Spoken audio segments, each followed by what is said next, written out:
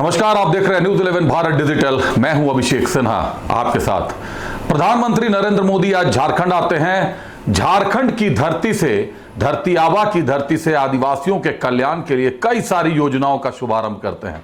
करीब 83,700 करोड़ की योजनाओं का शुभारंभ आज हुआ है और इन योजनाओं से जो आंकड़े, जो कैलकुलेशन किए जा रहे हैं, 50 लाख से ज्यादा आदिवासी परिवारों को इसमें लाभ मिलने वाला है, लाभार्थी होने वाले हैं। कई सारी योजनाएं हैं उनके लिए।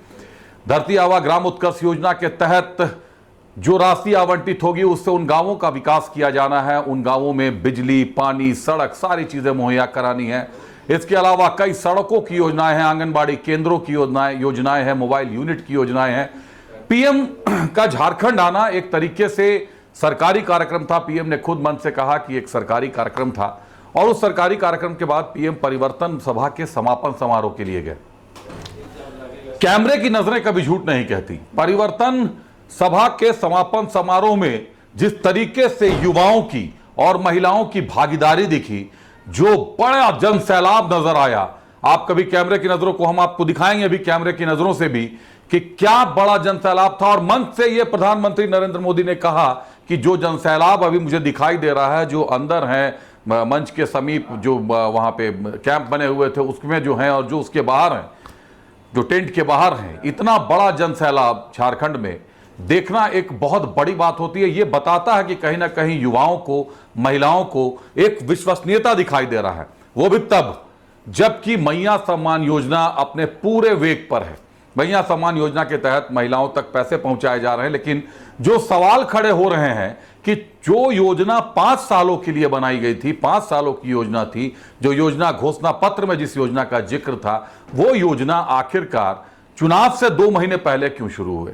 ये जो योजनाएं आज जिसकी पीएम ने शुरुआत की है, ये योजनाएं अभी आई हैं, सरकार नई बनी है लोकसभा की, और नई लोकसभा के गठन के बाद, और नई सरकार के ये निर्णय है जिनको धरातल पर उतारने का प्रयास किया जा रहा है। लेकिन जो योजनाएं घोषणा पत्रों में राजनीतिक दलों के रहे हैं, उनको आखिरकार अमली जामा क्यों नहीं पहनाया जा सका इतने दिनों तक, और चुनाव के 2 महीने पहले ही इसकी शुरुआत क्यों हो गई।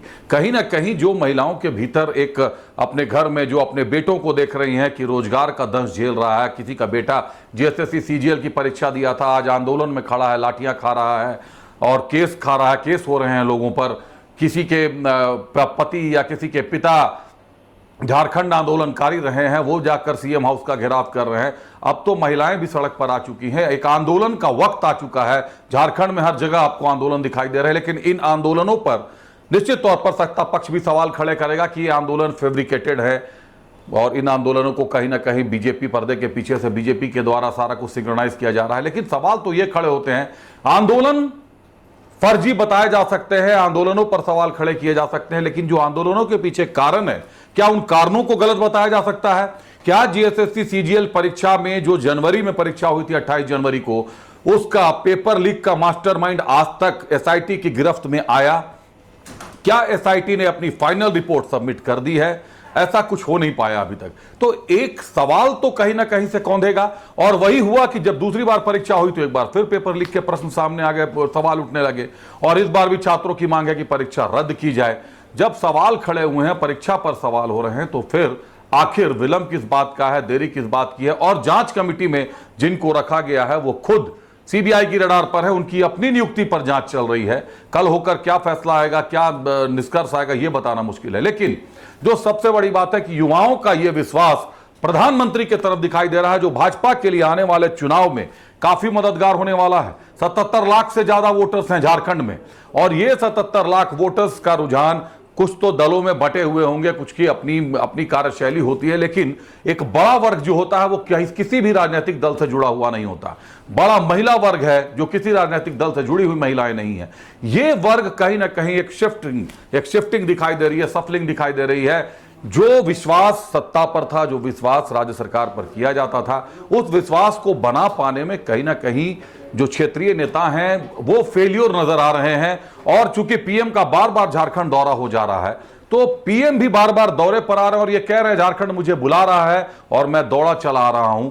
योजनाओं की शुरुआत अपना सरकारी कार्यक्रम था वो समझ में आता है, लेकिन परिवर्तन महासभा में जो जनसैलाब उमड़ा उसने कई सवाल खड़े कर दिए। विशेष तौर पर युवाओं और महिलाओं की भागीदारी ने यह साफ कर दिया है कि आने वाले चुनाव में नतीजे इतने आसान नहीं होंगे, दिलचस्प आंकड़े होंगे, दिलचस्प रण होगा और देखना दिलचस्प होगा कि कौन बाजी मारता है, किसके सर पे ताज सजता है, जनादेश किसको सामने लाकर बिठाता है। बहरहाल खबरें चलती रहेंगी, बने रहिए न्यूज़ 11 भारत डिजिटल के साथ। मुझे दीजिए इजाजत, नमस्कार।